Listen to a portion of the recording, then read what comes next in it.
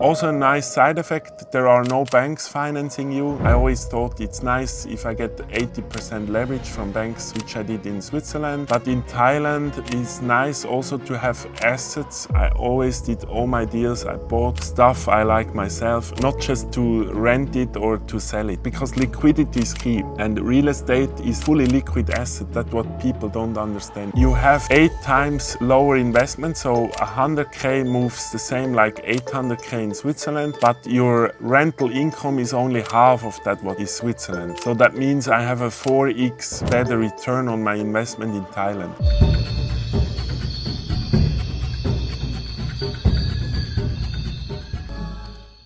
Hello and welcome back to the channel.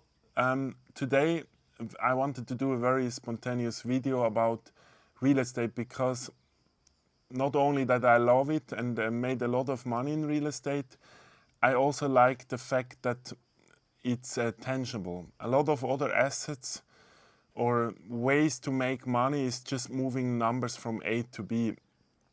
And my first professional career was in Credit Suisse Bank.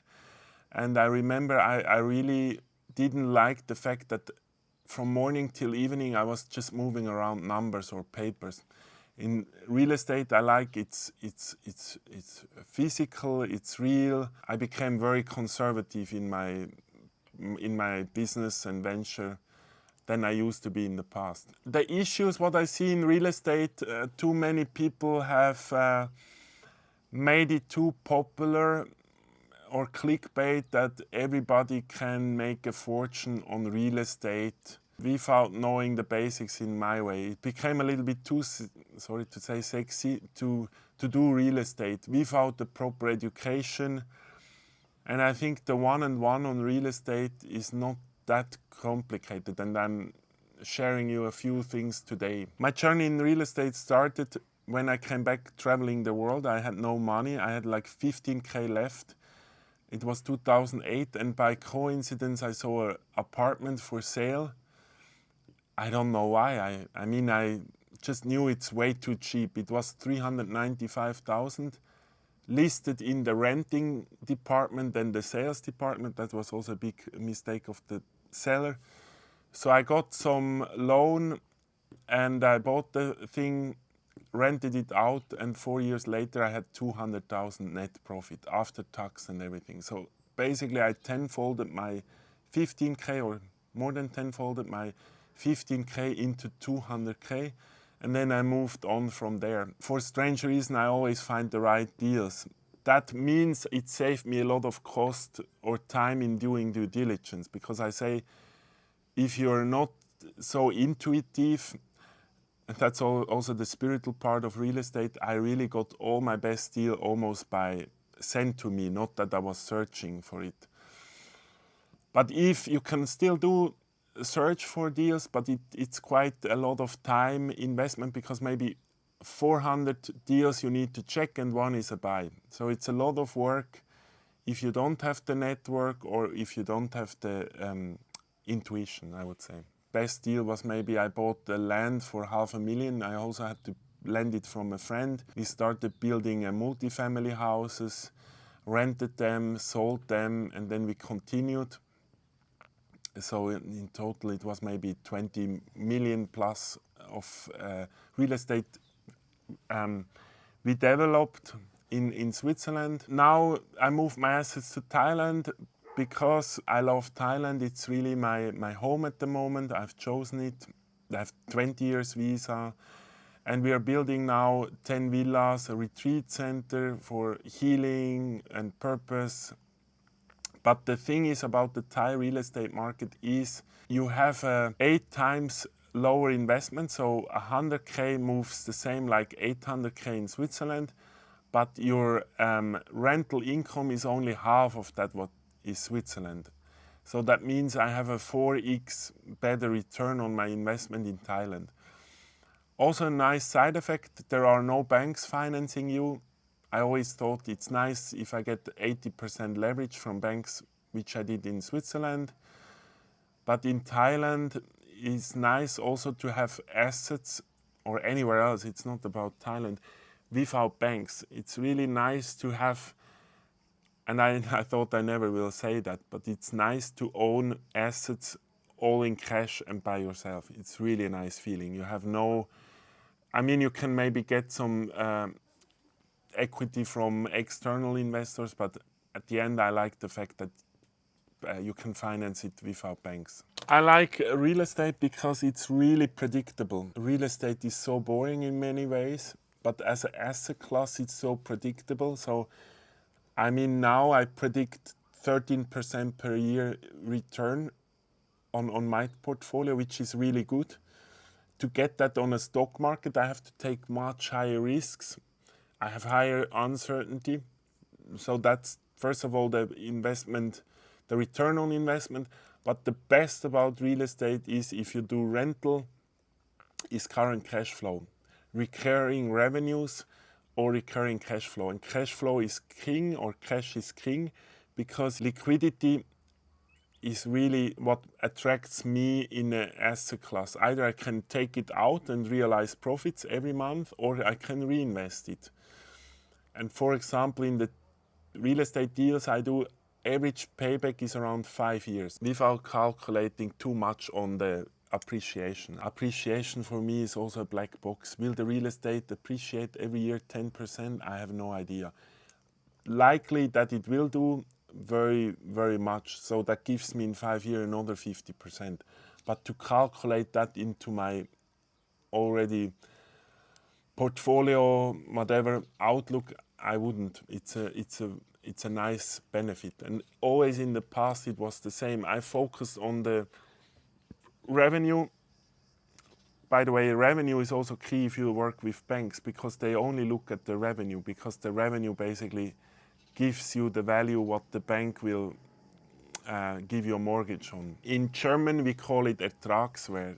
I don't know the English term, but it's like the rental income. I would say you don't really need money. I can give you an example. We renovated for 4 houses, and the rent for those 4 houses was so cheap that we knew if we renovate house number 8, we can reclaim all our rental expenses. So basically B, C and D we get for free. And that means all the money, of course you have to pay your expenses, stuff, etc. But it means B, C and D was kind of in many ways almost like profit. There are deals around. I'm not a big fan of going into Airbnb rentals and renting apartments and just rent it further on Airbnb. The point is create value.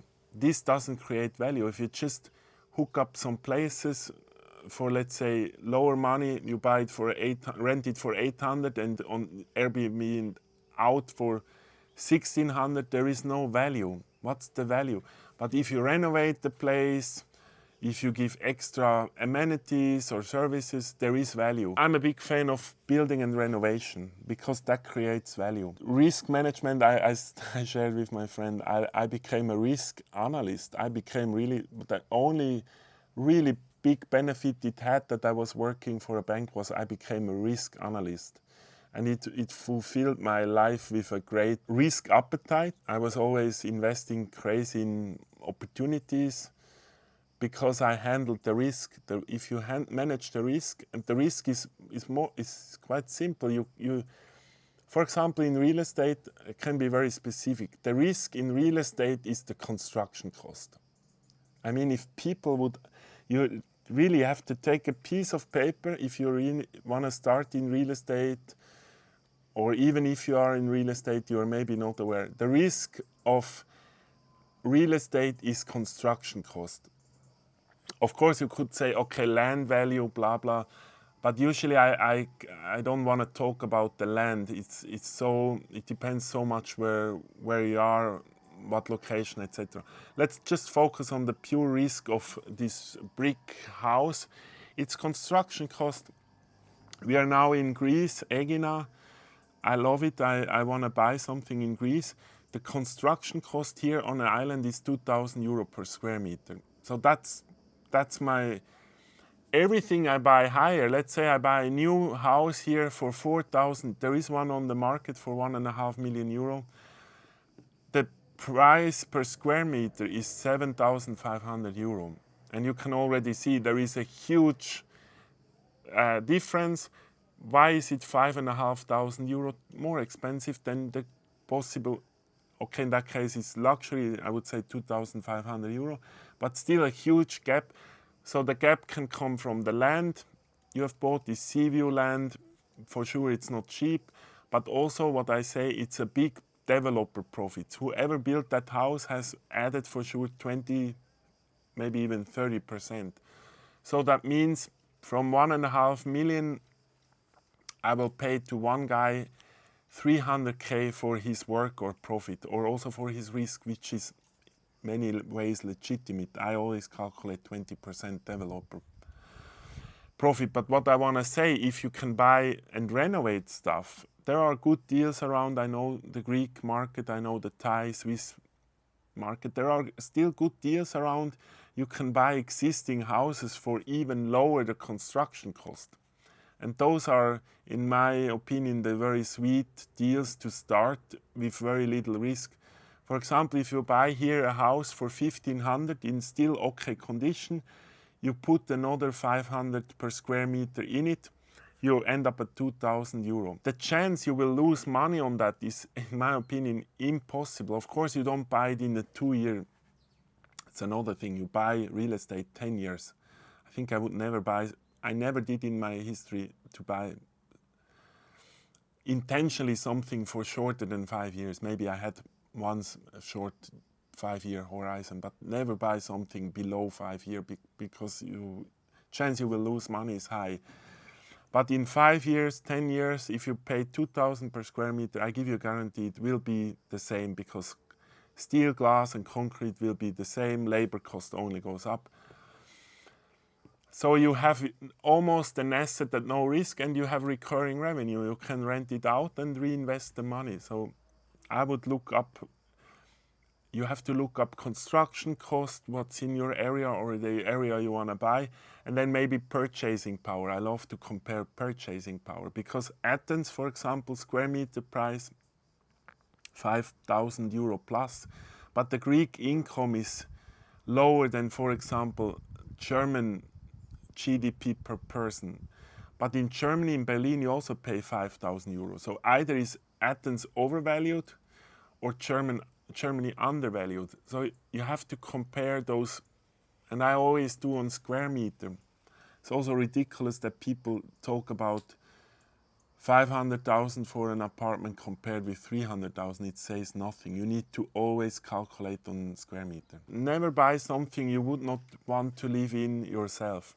I always did all my deals. I bought stuff I like myself, not just to rent it or to sell it. In worst case, because liquidity is key, and real estate is a fully liquid asset. That's what people don't understand. Almost fully liquid. It's only a question of price. I can sell almost any apartment overnight. It's only a question of price. It's the same with a car.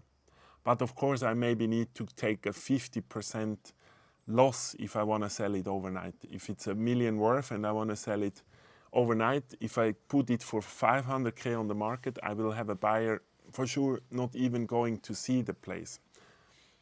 So in that regards, it's a very liquid asset, or very easy to liquidate asset, and I like this because it gives you more flexibility. I hate, meanwhile, investments where I'm not liquid, because the markets we are going in, the winners will be those who have cash or are more fluid. Startup investment, if it's not public listed, is highly unliquid.